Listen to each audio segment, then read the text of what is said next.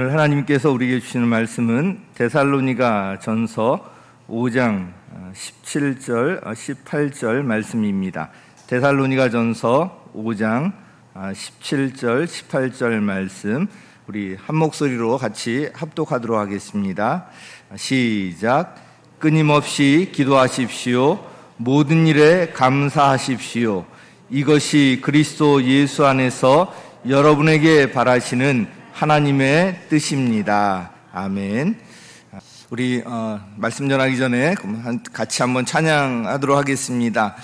이 기도할 수 있는데 이 찬양인데 오래전에 우리가 한번 같이 불렀었는데 이 찬양 부를 때마다 참 은혜가 되고요.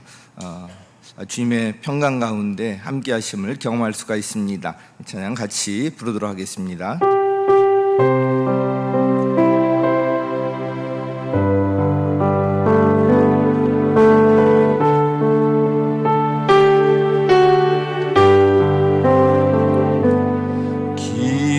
기도할 수 있는데 왜 걱정하십니까? 기도하면서 왜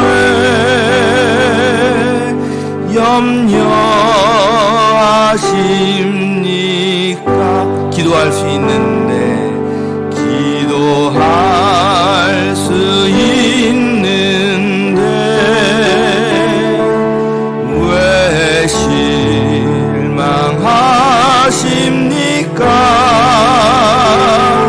기도하면서 왜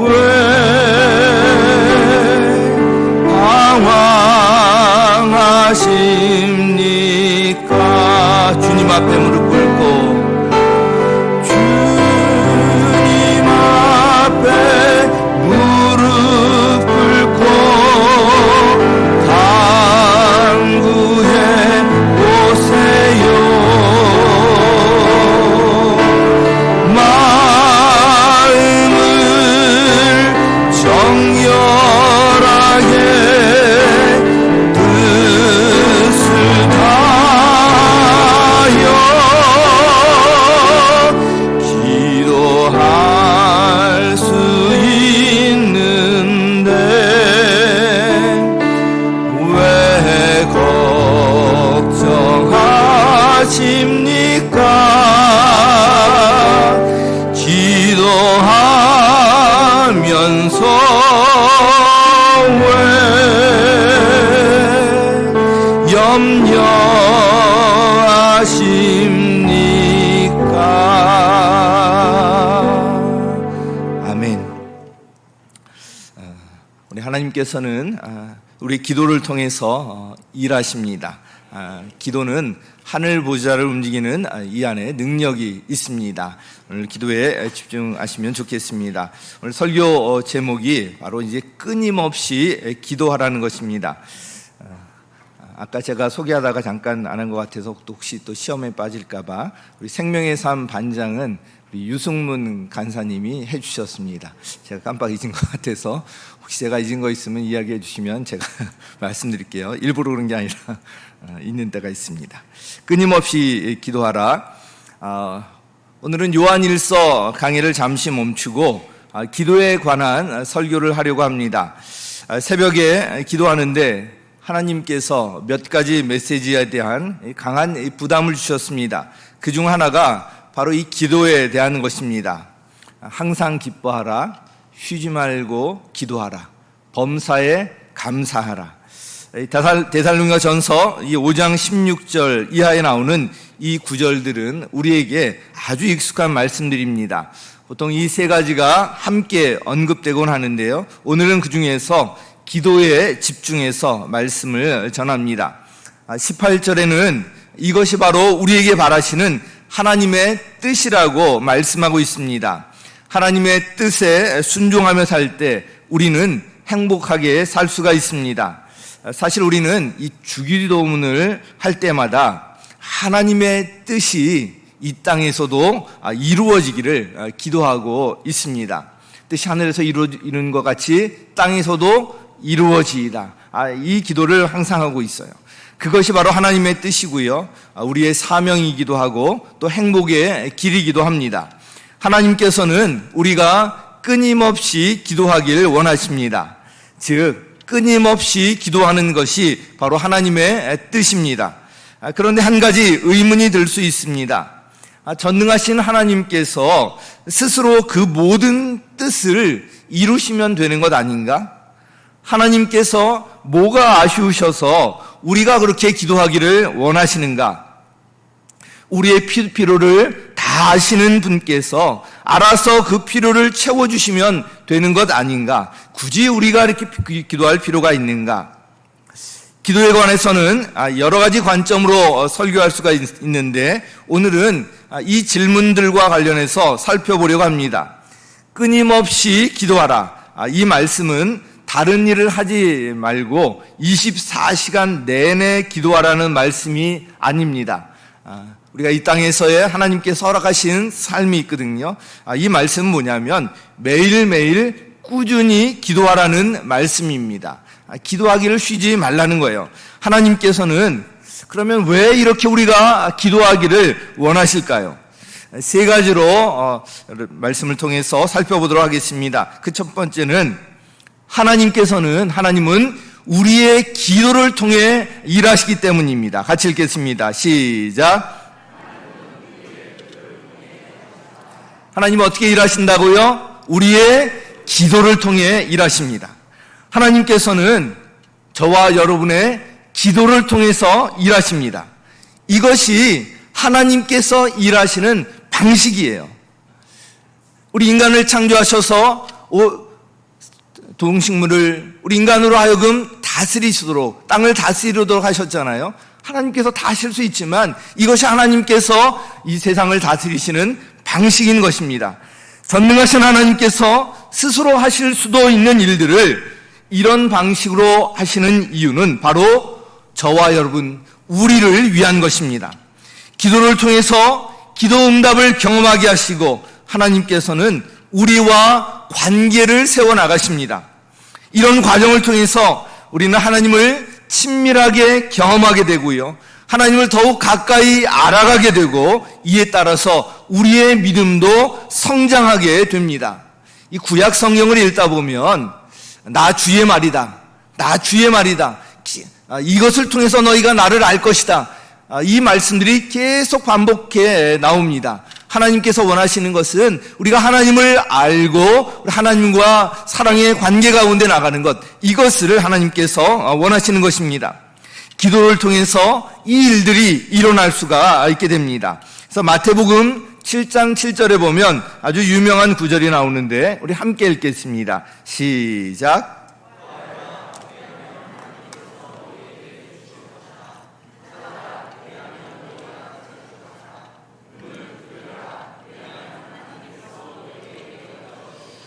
네, 아멘. 잘하시는 구절입니다. 구하여라, 그럼 주실 것이고, 찾아라, 그러면 찾을 것이고, 두드려라, 그러면 너에게 열릴 것이다. 이 세 가지가 이제 비슷한 말의 반복처럼 생각될 수도 있습니다. 그러나 이 세 가지에 각각 의미가 있습니다. 확신의 삶을 공부해 본 분들은 아시겠지만 그 교재에서는 전도와 관련해서 이 구절의 의미를 이렇게 구체화하고 있습니다. 자, 구하여라. 이 구한다는 것은 이미 알고 있는 것을 요청하는 것입니다. 예컨대 전도와 관련해서 내가 복음을 전하려는 우리 VIP가 있잖아요. 그 VIP가 하나님의 사랑을 깨닫게 해주시옵소서, 하나님의 사랑을 알게 해주시옵소서, 이렇게 기도하는 것과 같아요. 우리는 하나님께서 우리를 어떻게 사랑하셨는지 이것을 이미 알고 있습니다. 십자가 이거 놀라운 사랑으로 우리를 사랑하셨거든요. 그런데 우리가 이미 알고 있는 그 사랑을 그로 하여금 깨닫게 해달라고 하는 것이 바로 구하는 거예요. 자, 이미 알고 있는 것을 요청하는 것, 이것이 구하는 것이고요. 찾아라. 그럼 이 찾는다는 것은 무엇인가? 바로 아직 알지 못하는 것을 알게 해달라고 요청하는 거예요. 예컨대 VIP에게 복음을 전하기 위해서 내가 그에게 어떻게 접근해야 할지, 어떤 식으로 복음을 전해야 할지 참 막막합니다. 하나님 그것을 알게 해주시고 그것을 보여주시옵소서, 이렇게 기도하는 것과 같아요. 지금 아직 내가 그것 알지 못하지만 하나님께서 깨닫게 해주시고 지혜를 주셔서 알게 해달라는 것, 이것이 찾는 것입니다. 그러면 두드리는 것은 무엇인가? 이것은, 두드리는 것은 뭔가 갇혀 있다는 그런 이야기잖아요. 어때에 갇혀 있고 거기서 나오지 못하게 하고 있는 어떤 장벽, 그 안으로 주님께서 들어가셔서 도와달라는 거예요. 거기서 꺼내달라는 것입니다. 예컨대 제 VIP가 주님 앞으로 나오는 것을 막고 있는 장벽, 어떤 문제가 있는데 그 친구에게 필요한 도움을 허락해 주셔서 그 문을 열어주시고 또 주님께서 그 문제 해결의 길이라는 것을 보여달라고 기도하는 것입니다. 구하라, 찾아라, 또 두드려라. 이 말씀들은 이와 관련해서 이제 다양하게 우리가 적용할 수가 있을 것입니다. 복음을 전할 때뿐만 아니라 일반적으로 이 말씀을 붙들고 기도할 때에도 하나하나 의미를 부여하면서 기도하면 기도가 더 풍성해지고요, 기도를 더 구체적으로 할 수가 있습니다. 구하고 찾고 두드릴 때 그에 따라 하나님의 풍성한 기도 응답을 경험할 수가 있습니다. 자, 이것이 하나님께서 일하시는 방식이에요.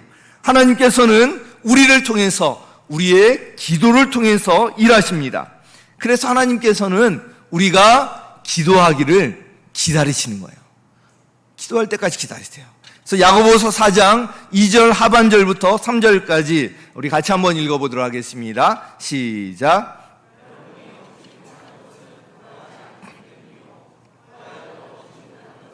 자기가 쾌락을 누리는 데 쓰려고 잘못 구하기 때문이다. 아멘. 하나님께서 우리에게 필요한 것을 아시거든요. 그럼에도 불구하고 우리가 구할 때까지 기다리세요. 얻지 못하는 것은 구하지 않기 때문입니다. 그래서 우리가 이것을 알면 정말 하나님 앞에 구하지 않을 수가 없습니다. 또한 나는 구해도 이루어지지 않아, 뭐 이런 분들도 계실 텐데, 구하여도 얻지 못하는 것은 쾌락을 누리는 데 쓰려고 잘못 구하기 때문이라고 또 말씀하고 있습니다. 만약에 쾌락을 구하기 위해서 또 잘못 이렇게 구할 때 기도가 만약 그 기도한 대로 응답하신다면 우리가 어떻게 되겠습니까? 망하게 될 거예요. 자녀가 아빠, 나 지금 도박 자금이 필요한데 또 돈 좀 주세요. 그럼 아우, 너한테 돈이 필요하구나. 그래, 너가 이렇게 요청했으니까 내가 주지. 얼마가 필요하니? 그렇게 그냥 줄 부모님이 있을까요? 없을 거예요. 구한다고 무조건 주지 않습니다. 그렇게 만약에 준다면 그것은 부모가 아닐 것입니다. 자녀를 사랑한다면 당연히 거절해야죠. 우리를 잘 아시는 하나님께서도 마찬가지로 하신다는 것입니다. 우리에게 필요한 것, 우리가 잘 되는 그런 길에 대해서 하나님께서 누구보다 잘 아시기 때문에 그렇게 하십니다.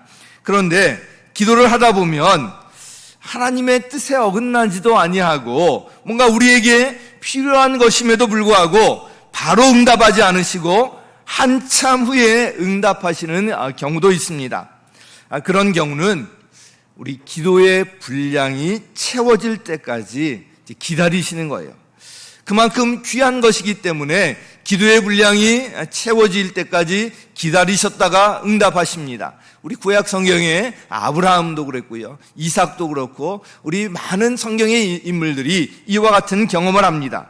자녀를 키워본 분들은 아시겠지만 자녀가 원하는 것을 달라는 대로 그냥 바로바로 주면요, 그 자녀가 어떻게 되겠습니까? 부모님께 고마워할 것 같지만 그것이 반복되다 보면요, 고마움을 모릅니다. 그것을 귀한 줄도 모르고 그냥 당연하게 생각하는 거예요. 오히려 달라는 것을 주지 않으면 이제는 불평하고 부모님에 대해서 불만을 품게 됩니다. 결국 자녀를 잘못 키우는 결과를 낳게 되는 것입니다.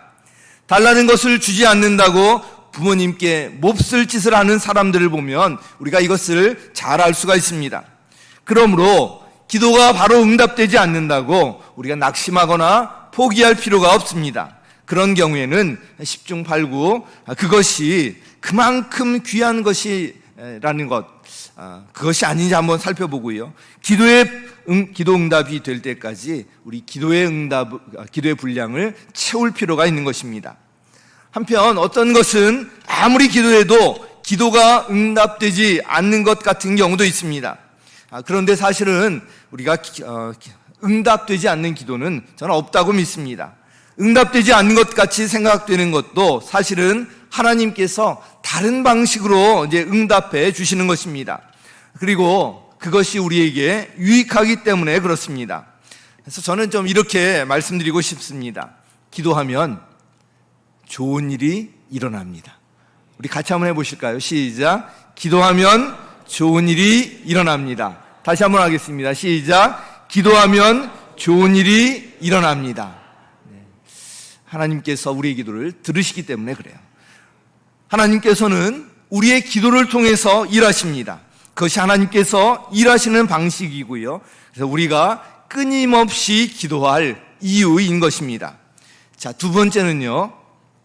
왜 우리가 끊임없이 기도해야 하는가? 기도는 하나님을 향한 사랑과 순종의 표시이기 때문에 그렇습니다. 우리 같이 읽겠습니다. 시작. 우리 마태복음 22장 37절 38절 보면 또 우리가 잘 아는 말씀이 있는데 함께 읽겠습니다. 시작. 내 마음을 다하고 내 목숨을 다하고 내 뜻을 다하여 주 너의 하나님을 사랑하여라 하였으니 이것이 가장 중요하고 으뜸 가는 계명이다. 아멘. 하나님께서는 우리와 사랑의 관계를 원하십니다. 하나님은 우리를 어떻게 얼마까지 사랑하시냐면 질투하실 정도로 사랑하세요. 그렇게 사랑하시면서 우리로 하여금 하나님을 그렇게 또한 사랑하기를 원하시는 것입니다. 실제로 예수님께서 이 땅에 오셔서 우리를 위해서 십자가에서 모든 것을 내어주기까지 사랑하셨습니다. 신앙생활할 때 우리가 이것을 놓치면 안 됩니다. 전지전능하신 하나님께서 우리를 사랑하신다는 것, 이것을 알면은요, 그 어떤 것도 문제될 것이 없습니다. 우리 하나님 아버지께서 나의 모든 것을 다 아시고 모든 것을 다 하실 수 있는 전지전능하신 분이시다. 그리고 그분께서 나를 사랑하신다. 이것을 우리가 알면 걱정할 것이 하나도 없다는 것입니다. 그 하나님과 사랑의 관계 가운데 있다는 것, 그래서 그 자체가 우리에게는 너무나도 큰 축복인 것입니다. 그런데 이 사랑은 상호적이고 관계적인 것 아닙니까? 또한 사랑을 고백하고 사랑을 확인하고 알 때 그 사랑은 더 커지게 되어 있습니다. 그러면 하나님의 사랑을 알고 하나님께 사랑을 고백하는 그 통로가 무엇일까요? 여러 가지가 있겠지만 가장 중요한 통로는 바로 기도예요. 기도. 그래서 기도는 하나님을 향한 우리의 사랑의 표시, 사랑의 고백인 것입니다. 데살로니가전서 5장 17절 18절 말씀 다시 한번 읽겠습니다. 시작. 모든 일에 감사하십시오. 이것이 그리스도 예수 안에서 여러분에게 바라시는 하나님의 뜻입니다. 아멘. 자, 기도는 하나님과 대화입니다. 우리는 누군가를 사랑할 때 그 사랑과 함께 시간을 보내고 싶어 합니다. 사랑하는 사람과 함께 있으면 서로 아무 말 하고 있지 않아도 함께 있는 것으로도 그저 좋습니다. 그래서 우리 여행 갈 때 가장 빨리 가는 길이 뭐라 그러죠? 사랑하는 사람과 가는 게 가장 빨리 간다고 그러잖아요. 그만큼 사랑하는 사람과는 오래도록 같이 있어도 너무나도 좋고요. 시간이 어떻게 가는 줄 모르는 것입니다. 제가 이 말씀을 준비하다가 떠올랐기 때문에 어쩔 수 없이 이 가사를 또 읽어드려야 되는데 그래서 개사를 아예 해버렸습니다. 이 좋은 걸 어떻게 이거를 개사를 했어요. 좋은 걸 어떻게? 주님이 좋은 걸. 누가 뭐라 해도 좋은 걸 어떻게? 말로는 곤란해. 설명할 수 없어. 그냥 주님이 좋아. 아마 이게 사랑일 거야. 눈 감으면 떠오르고 꿈을 꾸면 나타나고 안 보면 보고 싶고 헤어지기 싫어지네. 주님을 향한 이 사랑의 고백이 있으면 기도의 자리가 얼마나 행복하겠습니까? 사랑하는 그런 관계에 있을 때 기도는 너무나도 행복한 그런 시간이 됩니다. 기도는 우리에게 필요한 것을 주님께 구하는 시간으로만 생각하는 분들이 계실 텐데 그렇지 않습니다. 기도는 그 훨씬 이상인 것입니다. 하나님과 대화하면서 하나님께 그 사랑을 고백하고 또 사랑을 나누는 시간입니다. 기도하다 보면 그 시간이 너무 좋아서 몇 시간이 지나도 그 자리에서 일어나고 싶지 않은 경우가 있습니다. 아마 기도해 보신 분들은 그런 순간들 많이 이렇게 경험하셨을 것입니다. 주님의 사랑을 생각하면서 그 기도 시간 내내 너무나도 감격스러워서 감격의 눈물을 흘리는 경우도 많이 있습니다. 그래서 끊임없이 기도하라. 이것이 바로 하나님의 뜻이라고 말씀하고 있는 것입니다. 한편 하나님께서는 당신의 그 사랑을 기도 응답을 통해서 확인해 주십니다. 그래서 우리가 기도할 때 구체적으로 기도하라고 말씀을 드리는 이유가 여기에 있는 거예요.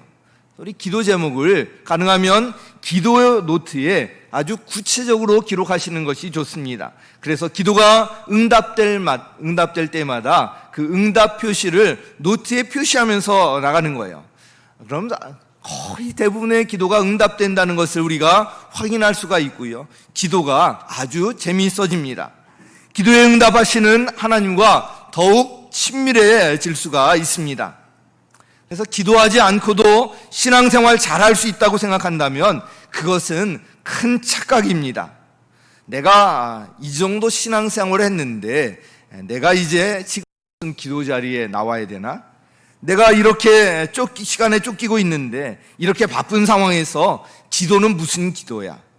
그런데 그렇지 않습니다. 우리는 바쁠수록 기도해야 되고요. 끊임없이 기도해야 되고 신앙의 연주가 깊어질수록 더 기도의 자리에 나와야 하는 것입니다. 기도할 필요가 없는 분을 만약에 꼽으라면 누굴 꼽겠습니까? 예수님은 정말 기도할 필요가 있을까 싶은데 그러나 예수님께서도 끊임없이 기도하셨습니다. 누가복음 22장 39절 우리 그 말씀 한번 같이 읽겠습니다. 시작. 늘 하시던 가시니 제자들도 그를 따라갔다. 자, 올리브산 감람산으로 가시는 이유는 한 가지였거든요. 기도하면서 하나님과 조용한 시간을 갖기 위해서 늘 예수님께서 이 올리브산 감람산을 찾아가셨습니다. 자, 늘 하시던 대로 이 산을 찾아갔다는 것은 바로 이 기도하기 위해서 여기 갔는데 이날은 제자들도 같이 예수님을 따라가게 됩니다. 특별히 이 구절에 이어서 예수님께서 십자가의 고난을 앞두고 간절히 기도하시는 장면이 나옵니다. 예수님께서는 바로 이 땀이 핏방울같이 되어서 땅에 떨어질 정도로 간절히 기도하셨는데 이 기도는 십자가를 지시기 전에 바로 예수님의 순종의 기도였습니다. 내 뜻대로 마시고 아버지 뜻대로 하시옵소서. 순종의 기도였어요. 이와 같이 기도는 나의 뜻을 내려놓고 하나님의 뜻을 따르겠다는 하나님을 향한 순종의 표시이기도 합니다. 그래서 기도는 하나님을 향한 사랑의 표시이고요, 순종의 표시인 것입니다. 그래서 우리가 끊임없이 기도하라고 말씀하고 있는 것입니다.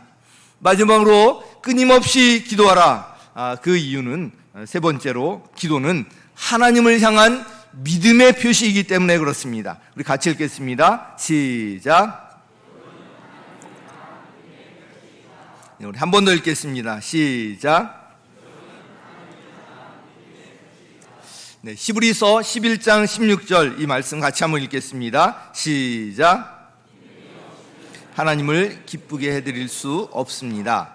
하나님께 나아가는 사람은 하나님이 계시다는 것과 하나님은 자기를 찾는 사람들에게 상을 주시는 분이시라는 것을 믿어야 합니다. 아멘. 여러분, 이 믿음을 가지고 이 자리에 나오셨습니까? 네. 우리가 예배 자리, 기도의 자리, 영적인 자리, 목장 모임 어디든 갈 때마다 이 믿음을 가지고 나가는 거예요. 바로 하나님께서 그 자리에 계시다는 것, 하나님께서 자기를 찾는 자들에게 상을 주신다는 것, 이 믿음을 가지고 나가는 것입니다. 자, 우리가 기도한다는 것은 하나님을 믿는다는 것, 하나님을 신뢰한다는 것입니다. 그래서 기도는 하나님을 향한 우리의 믿음의 표시, 믿음의 고백인 것입니다.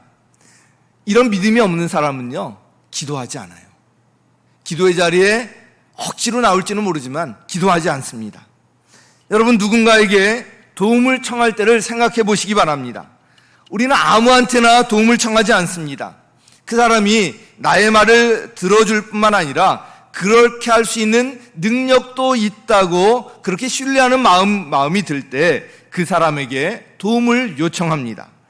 그러므로 기도한다는 것은 바로 하나님께서 나의 기도를 들어주실 뿐만 아니라 나의 기도를 들으실 수 있는, 도우실 수 있는 능력이 있다는 것을 믿는다는 것, 그것을 신뢰한다는 것입니다. 그래서 야고보서 5장 15절도 이런 믿음의 기도에 대해서 말씀하고 있습니다. 같이 한번 읽겠습니다. 시작. 병든 사람을 낫게 할 것이니 주님께서 그를 일으켜 주실 것입니다. 또 그가 죄를 지은 것이 있으면 용서를 받을 것입니다. 여러분, 아멘이십니까? 아멘. 믿음으로 간절히 드리는 이 기도에 이런 능력이 있습니다. 주님께서는 기도의 방법으로 특별한 것을 요구하지 않으십니다. 기도에 필요한 것은 바로 뭐죠? 믿음이에요. 하나님께서는 이 믿음의 기도를 기뻐 받으십니다. 성경은 사실 이 진리로 가득한데요, 그중 하나만 언급하도록 하겠습니다. 사도행전에 나오는 베드로와 요한이 겪은 사건입니다. 베드로와 요한은 기도 시간이 돼요. 이 사도들도 부활하신 예수를 만나고 오순절 성령으로 성령 충만해진 바로 이 사도들도 기도 시간을 반드시 지키고 있었다는 것입니다. 기도 시간이 되어서 성전으로 올라가다가 나면서부터 걷지 못하는 구걸하며 사는 한 거린을 만나게 됩니다. 이 거린이 베드로와 요한에게도 구걸하는데요. 그런데 그가 예수님의 이름으로 그 자리에서 기적적으로 고침을 받게 됩니다. 그런데 이 일로 인해서 사람들의 관심이 바로 이 베드로와 요한에게로 집중되고 사람들이 그들을 따르게 되자 유대 지도자들은 위기의식을 느끼게 됩니다. 결국 유대 지도자들은 이 베드로와 요한에게 경고하면서 그들을 위협합니다. 절대로 예수님의 이름으로 말하지도 말고 가르치지도 말라. 만약에 예수님의 이름으로 말하고 가르치는 것 다시 한번 들키면 너희들은 가만두지 않을 것이다. 위협하고 경고를 합니다. 가까스로 풀려난 베드로와 요한이 그들이 겪은 일에 대해서 우리 동료들에게 자세히 이야기를 해줍니다. 이때 그 동료들의, 제자들의 반응이 중요합니다. 사실 상황은 아주 심각했습니다. 아주 험악하고 이제 예수님의 이름을, 이 복음을 전하다가는 어떤 봉변을 당할지 모르는 그런 이제 위협이 가해지는 상황이었습니다. 이 이야기를 듣고 겁을 먹고 위축될 수 있는 상황이었습니다. 그런데 그들의 반응은 달랐습니다. 이 이야기를 듣고 그들이 한 반응은 바로 한 가지였어요. 뭐죠? 기도였어요. 하나님 앞에 부르짖는 아뢰는 것이었습니다. 사도행전 2장 24절, 4장 24절 같이 읽겠습니다. 시작.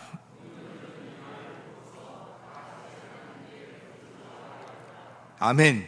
동료들은 이 말을 듣고서 속된 말로 쫄았다. 겁을 집어먹었다. 위축됐다. 그러지 않고 뭐 하고요? 다 같이 하나님께 부르짖어 아뢰었다는 거예요. 이 코로나19로 인해서 어떤 한 교회에서 많은 확진자가 나왔다는 이야기를 듣고 세상 사람들이 이 코로나 이 바이러스의 진원지가 교회라고 손가락질하면서 비난하고 있습니다. 여기에 대해서 우리가 더 철저히 정말 이 코로나19 방역 수칙을 더 철저히 지켜나가면서 나가야 할 것이고요. 한 교회, 우리 교회만뿐만 아니라 한 교회가 문제가 되면 모든 교회가 이렇게 욕을 먹게 되어 있습니다.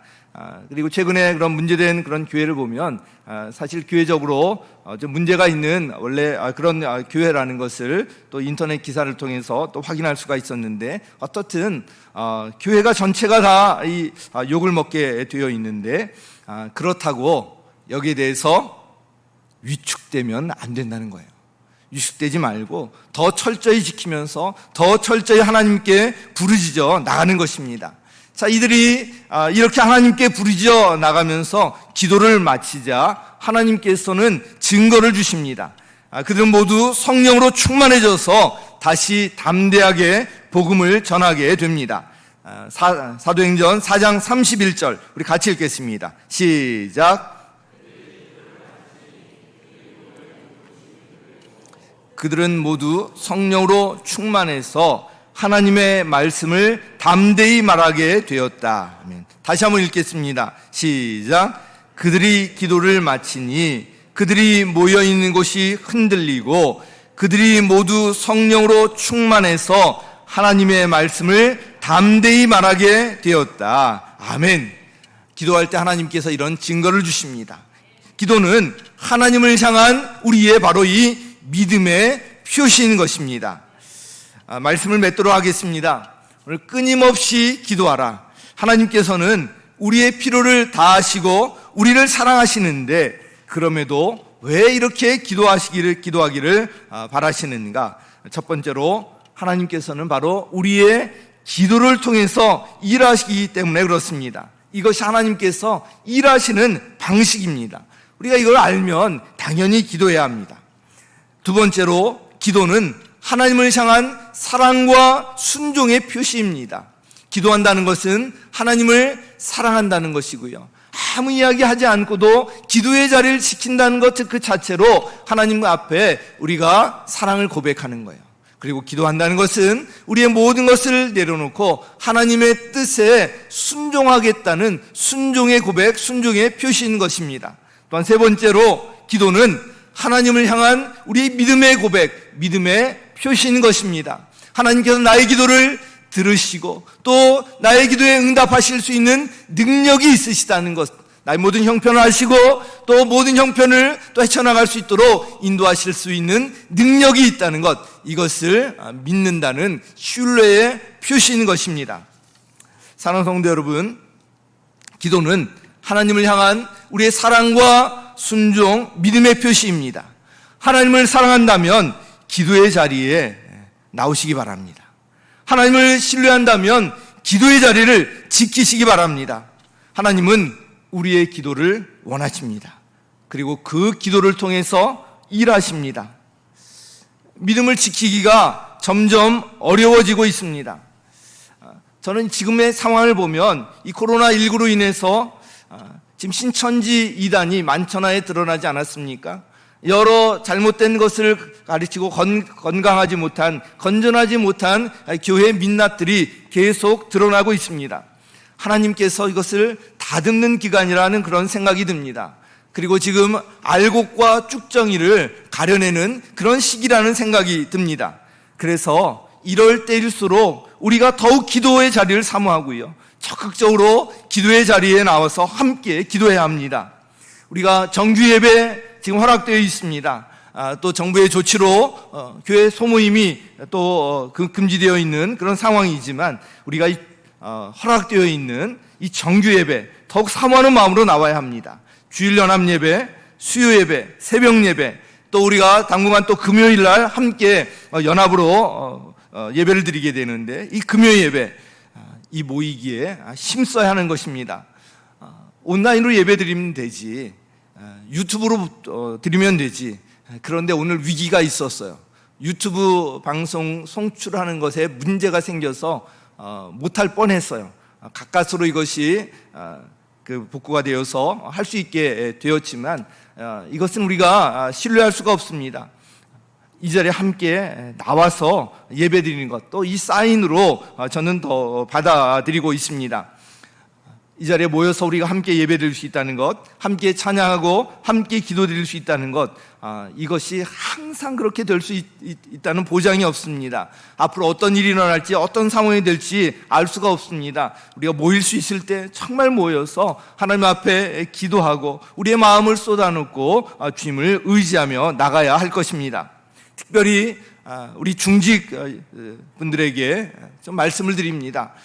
장로님들, 또 우리 권사님들, 안수 집사님들, 직분자에게 주시는 책임이 있습니다. 직분에는 책임이 따르는 것입니다. 어려울수록 더 예배 자리에 나와야 되고요, 어려울수록 더 기도의 자리에 나와서 이 자리를 지켜나가야 하는 것이 바로 이 중직을 맡겨주신, 중직의 직분을 주신 이유이기도 합니다. 이제 광복절입니다. 어제 광복절이었습니다. 광복 이후에 지금까지 우리나라가 여기에 오기까지 정말 하나님께서 큰 은혜를 주셨습니다. 우리 60년대, 70년대 살아오셨던 분들은 우리나라가 지금 얼마나 잘 사는지를 잘 알고 계실 테고요, 얼마나 지금 믿음 생활을 하기가 편한지 잘 알고 계실 것입니다. 그런데 여기에는요, 우리의 기도에 헌신이 있었습니다. 눈물의 기도가 있었고요, 철저히 기도하는 간절한 기도가 있었습니다. 그 기도가 쌓여서 여기까지 왔습니다. 하나님께서 이 시간에, 이 순간에 우리에게 더 원하시는 것, 바로 기도하는 것입니다. 끊임없이 기도하라. 이것이 바로 하나님의 뜻이라고 말씀하고 있습니다. 우리 사진 한 장을 보고 말씀을 마치겠습니다. 전에 보여드렸던 사진인데 볼 때마다 참 감동이 됩니다. 우리가 얼마나 기도하기에 힘썼는지, 이 자리에 나와서 얼마나 하나님 앞에 부르짖으며 애썼는지, 사진 한번 같이 보시겠습니다.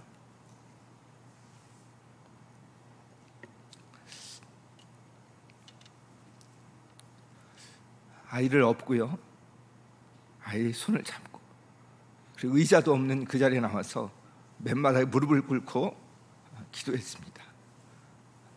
이런 기도가 쌓여서 오늘 우리 이 교회가 있는 것이고요, 우리가 지금 편안하게 신앙생활을 할 수가 있는 것입니다.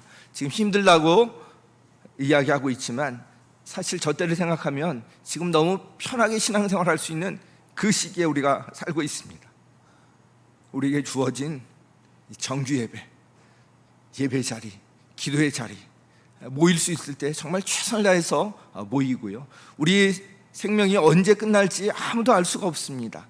우리가 살아있는 동안에, 모일 수 있는 동안에 정말 더욱 열심히 모이고 열심히 예배하고 하나님 앞에 온전 헌신하며 나갔으면 좋겠습니다. 특별히 오늘 기도에 관한 말씀을 주셨습니다. 끊임없이 기도하라. 이것이 우리를 향한 하나님의 뜻이라고 말씀하셨습니다. 이 말씀에 순종하면서 우리 새벽 기도, 우리 수요 예배 기도, 또 목장 모였을 때 우리 기도, 이 기도의 자리 더욱더 지키면서 힘쓰셨으면 좋겠습니다. 우리 기도할 수 있는데 우리 이 찬양 같이 한번 또 부르고 기도하는 시간을 갖도록 하겠습니다. 지금 여러 가지 염려, 걱정, 두려움 기도하면서 다 떨쳐내시고 우리 주님 앞에 나와서 함께 기도하며 이 모든 것들을 극복해 나갈 수 있기를 바라겠고요, 그 고백을 담아서 이 찬양 부르도록 하겠습니다. 기도할 수 있는데.